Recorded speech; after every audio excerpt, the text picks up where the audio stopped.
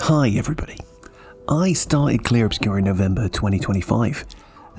It passed me by. JRPG's not really my thing, but as we're getting closer to the end of the year, everybody's talking about how it's their game of the year. It did get a lot of 10 out of 10s, very well reviewed. So I went in fully blind. I had no knowledge of the game other than it was a JRPG with action sort of elements to the combat. And I found it really hard to get past the opening sort of hour of the game. I didn't even manage to launch the expedition. I just sort of gave up during the introduction. And it just wasn't pulling me in. I actually found it quite annoying and off-putting. I've never really been one to enjoy these games where you go around and talk to lots of characters. I'm the kind of person who ends up just preferring to watch like a good TV show or a good movie. So I went online and I shared my feeling with some friends. But I was encouraged to keep at it, like it gets so good and that I hadn't got to see the good stuff yet. And I really dislike this line of reasoning. Like surely a game or any art, I suppose, should be a little bit more engaging, more rapidly than this was being. So I decided to just ignore that encouragement. But there was something about it that was sticking in my brain, like I couldn't stop thinking about it. And as I ruminated, I thought about some of my other favourite games. So, what about something like Dark Souls? Was that amazing immediately? Was that as engaging as I'd like it to be very quickly? And I'm not sure that it was. And in fact, in one of my earliest videos on this channel called Why It's So Easy to Hate Dark Souls, and oh my god, look at me, I look like a baby. But in that video, I talked about how I completely bounced off of Demon Souls. And it wasn't until I watched someone slowly playing through Dark Souls that I began to see what it offered, and I was really starting to then understand the appeal of those games. Now, is Demon Souls Game of the Year? Is that a 10 out of 10? And, as much as I love it, I'd probably say no, it isn't. So I thought, okay, maybe I ought to give Expedition 33 another chance. Like a lot of people are clearly seeing something good in it. So I set myself a time limit of 5 hours, I'd restart the game, I'd take lots of notes, and because it clearly bothers me to not be on the same wavelength as other people, I'd at least get to make an Expedition 33 is garbage and here's why video out of my experience, right? Except that isn't really what happened. I ended up sticking with it for over 60 hours, and while I definitely enjoyed my time with it, I'm still a bit baffled that a game that is essentially a shiny looking PS2 jank game is quite so widely acclaimed. So instead I've ended up making this thing. So if you've made it this far, stay with me a little bit longer as I try and work through my complicated feelings about Clair Obscur Expedition 33. Oh, and here's Editor Rob Dude, hello. Typically, after I spend a whole bunch of time on writing this essay and playing the game, some news about Sandfall's use of generative AI entered my sphere of attention, so yeah, that's the thing. We'll come back to that right at the end.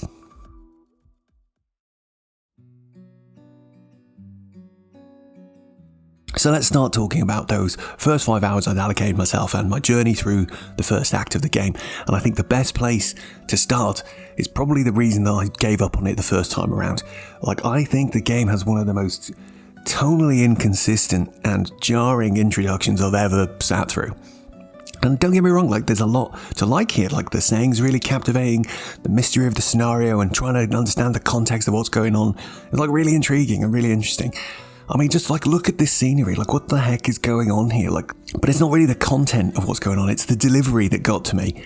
So, as I approach my L here, she just runs off like this, and then she's carrying on talking, the sound mix makes her sound like she's still right next to me, and this sort of goofy video gameness, really pulls me out of the moment, and that just kept happening again and again throughout the introduction.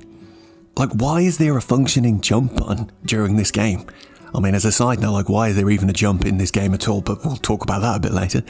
But I just think this jumping looks a bit silly. There's scenery, items you can interact with for seemingly no good reason. You talk to this guy who's drunk and really depressed about his life situation, and then you walk a few meters and there's another guy with a different voice that looks exactly the same. Look at these wine glasses. These guys just waving them around like there's nothing in them and then drinking from them the next second. This kind of goofy stuff is everywhere, and I just found it very distracting. And I think it's mainly because it's such a stark contrast to the polish of the main cutscenes and what the combat's like. Some of the game looks really, really refined and then other bits are just really not, and I just found that very jarring. I couldn't help but feel my investment and my immersion was just dipping the further and further I got through the intro. And to be clear, these jarring, janky elements of the game persisted the entire time through, right? It just felt less noticeable the further I went. I appreciate, development resources aren't infinite, right? but I do think there's an art to working within your means, and if you look at games like Silksong or Hades, both of those games are extremely polished and extremely consistent throughout their entire duration. Anyway, back to the cool scenery and Mael running off, right? So shortly after this, as we're running to meet my ex-girlfriend, who was about to die, by the way, she's telling me about how she sneakily stole some grappling points and shows me how to use them. And then to try and cheer me up, she challenges me to a duel? Like, this sort of tutorializing is just so lame, like it kills the vibe for me. And it's odd as well because you get some of these combat tutorials now, and then you get some more when the game properly begins, which is in about 2 hours time, to be clear. And this bugged me quite a lot, and I promise the rest of the video won't be quite this fastidious and annoying, but I analysed the footage I captured of the prologue section, and I've categorised it into the following buckets, which I'll go through these and then we'll have a look at the breakdown of time. So the categories are, we got number 1, tutorial fights. So this is the core gameplay of turn-based fights. But I do want to note that like the ones you get in the prologue are almost all fights where you basically just have to follow instructions and have very little agency. Number 2 is high quality cutscenes. So these were almost always great, like very well directed, acted and animated. Content was fine for the most part. There was just like one weird one I thought where like just before the Gamage, which is like an event where multiple people in this town are knowingly going to simultaneously die, Gustav here just decides it's completely fine to strip his clothes and change into an outfit that his Sophie's given him in front of everybody in the middle of the pier. Like, I just thought that was a bit odd, but we'll let it go.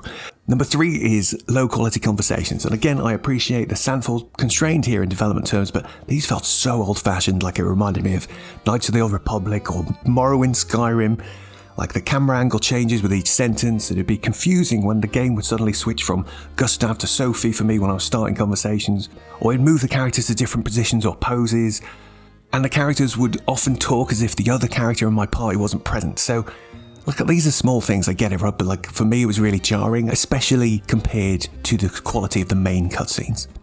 Now, final bucket is like running around and exploring, right? So most of the introduction takes place in a very large sort of like city street area. There's a lot of dud NPCs that you can't interact with who are basically just like walls. But I did spend a lot of time running back and forth around here, making sure I hadn't missed anything.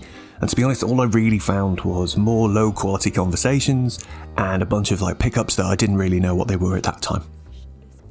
So out of the 100 minutes it took me to finish the prologue and start Act 1 of the game, 10 minutes of the time was spent doing tutorial fights, 25 minutes of the time was spent on high quality cutscenes, 30 minutes was spent doing low quality conversations, and 35 minutes was spent running around.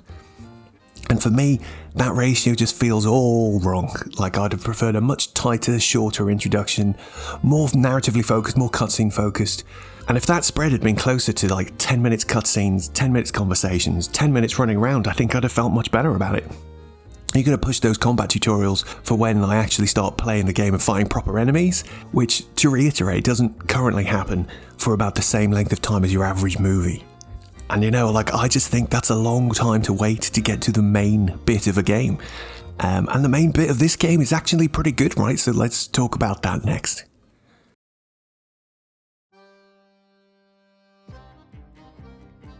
So after the prologue, the expedition leaves the safety of their home and lands at its destination. Act 1 begins, and things pick up a bit of speed and things get a lot more serious, and I found myself a lot more invested. Like I was doing fights, I'm learning about systems, I was trying to get my head around one of the more interesting mechanics of the game, which is Pictos and Lumina. So as a quick primer for those who don't know much about the game, Clair Obscur is a JRPG, which means the main gameplay consists of turn-based battles between your own team of characters against teams of opponents. In the fights, you spend action points on skills to attack your enemies. To regain those action points, you can do things like do your basic attack or use items. Each of the party members you get have their own skills, which have their own gimmicks and tricks, which make them quite unique in combat. So, for example, Looney here is like a sorcerer, and when she casts a spell, it creates a thing called a stain, which she can then use to alter the power level or effect of her other spells. So it's a neat gimmick, which means you're always then like strategizing and trying to plan the order in which you cast your spells to get different outcomes. Really neat. There are also some real-time elements to the combat, so like you can dodge or parry the enemy attacks with a timed button press during their animations. Dodging is safer and easier to time, it has like a bigger window, and it tells you how accurate your timing is. It's more rewarding to parry though, because you get free action points for it, you're able to counter-attack straight away, and that counter-attack also does a big chunk of break damage. So that's another system again, it's break damage, and that is where the enemy has like a second bar below their health, and if you fill that right up until it's full, if you hit them with a special breakable attack, they get stunned and they miss their next turn. So then if we come back to like the Pictos and Lumina, how do those fit in? So most JRPGs have something like this. They're like a way of augmenting your character's abilities. Pictos are like items you equip on your character, and they grant a specialised ability called a Lumina. So early examples are things that give you free action points for doing a dodge, or you'll get increased critical chance on enemies with certain status effects. Additionally, the Pictos give you bonus to your stats like health and defence, etc. Once the character has won 4 battles with Pictos equipped, the Lumina will be learnt, and then what that means is you can equip it on any party member by spending their Lumina points. So the fancier Luminas cost more points to equip. It's a little bit fiddly at first, but like the game does a fairly good job of explaining how it works, and it's straightforward once you get your head around it. And then as I made my way through Act 1, I was mainly trying to balance equipping useful Lumina against learning new Lumina against choosing Pictos that would give me good stats. So it seemed like quite a nice dynamic, although we'll come back to this a little bit later. So these are like the basics of the combat in Clair Obscur, and by the time I'd got a couple of extra party members and I'd beaten the first couple of bosses, I had plenty of excitable neurons firing in my brain, right? Like not only were the combat encounters like little rhythm games to learn, but then there was lots of options to puzzle out in terms of picking out good synergies of Lumina, looking at skill trees, stuff like that. Like, it was all very exciting and my brain's super busy. Like this is my favourite part of playing a new game. However, there was another part of the game that was sort of having the opposite effect, slowing my brain down, pulling me out of the experience a bit, and I really wasn't enjoying it that much, and that was like all the running about and exploring. And I'd felt it back in the prologue, right? Like there were large spaces with not much going on, and it was quite sad to see that as I progressed through the game, the same trend continued. Like not only that, then it started introducing gameplay systems that were so incredibly old-fashioned and half-baked, like I don't understand why they put them in the game at all, to be honest. So earlier we mentioned that there's grappling, which is fine and is straightforward enough. You press a button, you zip across a space. But then there's also climbing, right? And it's the kind of climbing where all you do is you press square and then you hold up and then you wait for an animation to finish. Like in 90% of the cases, they could have just used a grapple and it would be functionally identical. Just climbing is slower and more annoying. Similarly, there's like a crouching system, I guess, right? The inclusion of which I truly don't understand. It's just sometimes where you're walking will have a slightly lower ceiling, so my character does a different animation to walk forwards. There are a few secrets that you access through crouching, but they're not hidden. They're usually just a hole with a torch by it. It's very obvious that there's a secret there and there'll be an item inside. And there's even platforming. It's like ugly, terribly animated, and it has like a horrible, inconsistent, annoying ledge climbing system that doesn't work on all ledges. And it's just not very fun or engaging. You know, like all I could think to myself was like, are these things really quote unquote gameplay? Like what do they bring to the game? Do they bring variety? Does it bring a different emotion, or does it bring entertainment to the experience? And it's a no from me, I'm afraid. And you know, all of this stuff is just nitpicking really. Like I think the much larger issue for me is like the readability and the design of the landscapes and what you find for doing all the silly climbing and platforming. So towards the end of my first 5 hours, I started to accept that most of the locations I was exploring are basically just corridors. And I was a little sad because at first glance they looked like exciting open maps, but they're not. And you know, that's fine. I don't mind if that's how the game works. That's how the game works. It's just a pet peeve of mine when the designers don't make it clear where you can and can't go. So it ends up just feeling like a bit of a waste of my time because I'm running around the perimeter room, poking around all the corners, looking for paths, trying to climb up places I couldn't climb up, stuff like that. And I had to do this because sometimes there would be a bit I could climb up, or there would be a secret path. So I knew there were some secrets, but it wasn't always obvious that the bit I was going towards would not let me proceed in that direction. And it didn't help that the game is also very visually messy and cluttered. Like there's just so much stuff everywhere, like someone really enjoyed copy-pasting in Unreal Editor. That's what it feels like to me. But I think most egregious for me though was that the side paths that I did find would often force me to loop back to earlier parts of the stage. So that would result then in a very long run back through an empty stage because I'd killed all the enemies to get back where I was to continue exploring. There's even like a handful of these like Dark Souls style shortcuts that you unlock that just seemed like entirely pointless. Like this one is literally right next to a fast travel point. Like why is this even here? Like the levels are almost entirely linear, right? Like I have no idea why I'd ever want to use a shortcut like this. But anyway, what do I find for exploring so diligently? And it varied a bit. Like sometimes I'd find a fight with a toughened up enemy, and these were my favourite things to find. Almost always pretty great. I was finding the fighting fun, and sometimes they commit you weapons, Pictos, or goofy outfits, so that was cool. But otherwise I'd find one of three things. I'd find chroma, which was essentially money, or I'd find a thing called a chroma catalyst or a colour of lumina. So looking at the descriptions for those items, it told me that I could use them at camp to upgrade weapons or give my characters more lumina points to spend. So that was cool, great. Except once I'd gone back to camp, I couldn't figure out how to use them. Like, I was trying to use the items from my inventory, I tried talking to party members, I looked at my little flag where you do resting and you've got a little menu, nothing. Very confusing for a while, and even the money was difficult to spend. I didn't find my first merchant till about 6 hours into the game.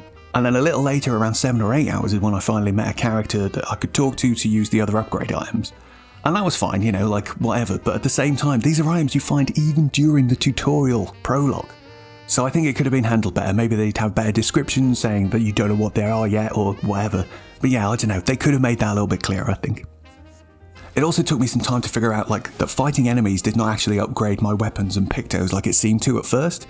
So after a fight, you'd often get these little pop-ups that say, you know, weapons upgraded from this level to this level. And at the start, it was fine. Like, you know, I didn't think about it too much. I just attributed it to an experience system or something. But as I got further, even the weapons and pictos I wasn't using were getting upgraded, and I wasn't sure why that was happening. Sometimes I just get brand new weapons and pictos. Ultimately, I think, and I caveat, I think here, because I still am not 100% sure on how it works, each group of enemies in the game drops a specific set of loot the first time you beat them. So for example, you beat a guy, he drops big sword level 8, and if that's the first big sword I've ever found, it'll tell me it's a new weapon. But if I had a lower level big sword in my inventory, it'll tell me that's been upgraded. And I guess there is also then a situation where you might have a higher level one, and it just won't even tell you you've collected anything in that case. You know, and it's fine now that I understand it, or I think I understand it at least, but it's quite an unusual way of doing things. It wasn't explained at all, and that just seemed odd given the other quite detailed explanations of systems that the game gives you. But again, sorry, I've sort of gone off on a tangent here a bit and I'm nitpicking. The real issue for me was that the amount of money and upgrade items you find laying about the world is tiny compared to what you earn from fighting enemies and progressing the story path. That made the exploration feel almost pointless and just like a little bit like a waste of my time. Like, I'd prefer it, I think, if they'd just gone all in on making the game more linear. Ultimately, the exploration and item pickups just feel a little bit like the climbing and the jumping, like they've been added in for the sake of it, more than doing something really interesting or cool with it. Oh, and I didn't talk about the world map yet. The game's made up of these interior stages or locations, right? These are the areas I was just talking about exploring. And then there's a world map as well. Like, if you've ever played an older JRPG, you'll know the sort of thing. It's like a scaled down version of a larger landmass with named locations that you can enter and explore. And generally this is fine. Like, it looks cool, you get a nice way of getting around a bit quicker and ways to bypass terrain you couldn't before and stuff like that. So that was okay. But again, the further I got in, the more exploring this map felt a little bit redundant. Like, close to the start of the game, I got an ability to ride on this big guy called SK. He's a really cool character, great stuff. But he runs faster than my party does, and he can smash these annoying rocks I'd seen as I was poking around the map. So straight away, I ran off excitedly to use this on the closest rocks I could find, allowing me access to a spookily titled place called Twilight Quarry. Oh, how cool. But upon entering, though, I was just a bit surprised to discover it was just a very strange, almost PS1-like static camera single screen with a one pickup, which was a music track to play at camp. And then as I went back through the starting area, going to all the places where the breakable rocks were, my heart continued to sink as I found more and more of these weird single screen rooms. And sure, maybe you can say these are like a tribute to older games or something, but there were so many of them. And sometimes there would be a bit more to do, like you'd have a small room to run around normally, maybe with a single character or an enemy in or whatever, but generally there wasn't much to find.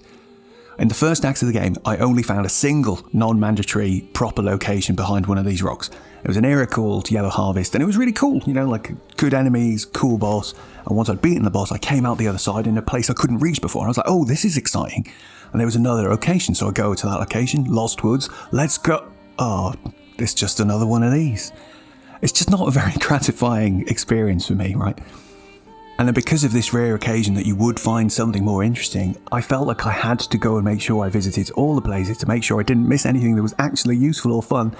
But it did mean that most of the time I was just having a pretty unfulfilling experience. And it's hard to keep track of stuff. I was journaling and keeping old-fashioned pen and paper notes as I went through the game.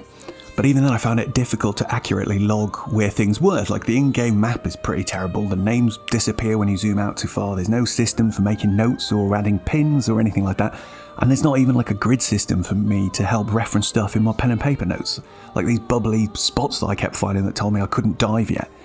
And it took me a while to figure out how the map icons worked. So they get added for locations when you get near them, and then it adds the name once you've been inside, right? So that's fine. But there was an icon right near the start of the game that was driving me mad, like I just couldn't find it. It was this little gestural head. And the reason I discovered eventually, some 30 hours later, was that because this location was actually floating in the sky above me. And now I normally wouldn't mind something like that, because maybe I'd look up and I'd go, oh, maybe I'll get the ability to fly later or something cool, exciting that is. Except the camera in the world map is restricted and it doesn't let you look up for some reason. And it's just like another weird, small, niggling microaggression in a sea of strange design choices this game has. Anyway, I'm conscious I'm getting a bit heavy on the negatives here, right? I want to rewind and just summarise though. First 5 hours, Act 1, my thoughts were generally pretty positive, okay? The combat was really cool. The idea of the synergies and combos I might be able to pull together throughout the game was exciting. I was looking forward to seeing what other characters I'd get, like what their gimmicks and tricks would be. That was cool. The setting and story was super intriguing. You know, sure, there were some bits that were like less than great and I wasn't really having fun with them, or they weren't that interesting, but you know, I was on the hook. The end of the first act is like absolutely superb. So I really needed to see where things were going. So now we'll fast forward a bit. We're going to try and wrap things up and I'll start talking about how I felt once I got to the end.